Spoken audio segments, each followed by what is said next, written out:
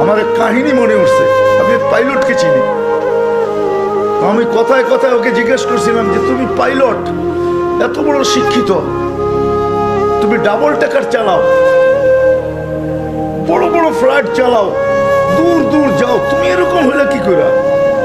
আমাকে বলতেছে মৌলানা मैंने अल्लाह को करीब से देख के हुआ, আমি আল্লাহকে কাছের থেকে দেখা তারপরে এরকম হয়েছে।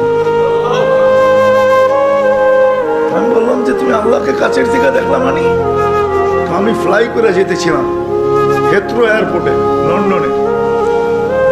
যখন আমি ইংল্যান্ডের সীমানায় ঢুকে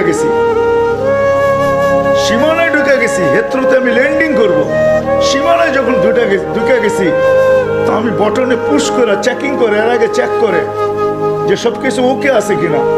তো আমি বটন চেক করতে যেয়ে দেখি আমার চাক্কা নামবে না, কিন্তু আমার কাছে ফুয়েলও নেই যে আমি ফেরত যাব, কারণ আমি 9 ঘন্টা ফ্লাই করে আসছি, 18 ঘন্টার ফুয়েল আমার কাছে নাই। আমাকে হয়তো ক্রাশ করাইতে হবে, নাইলে নামতে হবে যে কোনো ভাবে। বলে আমি হেথ্রো টাওয়ারের সাথে যোগাযোগ করছি যে আমার এই অবস্থা, কি করবে করো, আমার কাছে ফুয়েল নাই, আমাকে হয়তো ক্রাশ হইতে হবে, নাহলে কোনো ব্যবস্থা হইতে হবে যে আমি ল্যান্ড করতে পারি। হেথ্রো এয়ারপোর্টের ভিতরে কিয়ামত হয়ে গেছে, কিয়ামত, যে এই জাহাজকে ল্যান্ড করাবে তো করাবে কি করে। তারপরেও একটা সিস্টেম থাকে, ঠিক না? কিন্তু বলে ওই সময় যখন আমি ল্যান্ড করতেছি প্রসেসিং এর মাধ্যমে, তখন আমার হঠাৎ মনে উঠছে আমি না মুসলমান। তখন আমার মনে উঠছে আমার আল্লাহ না সব পারে।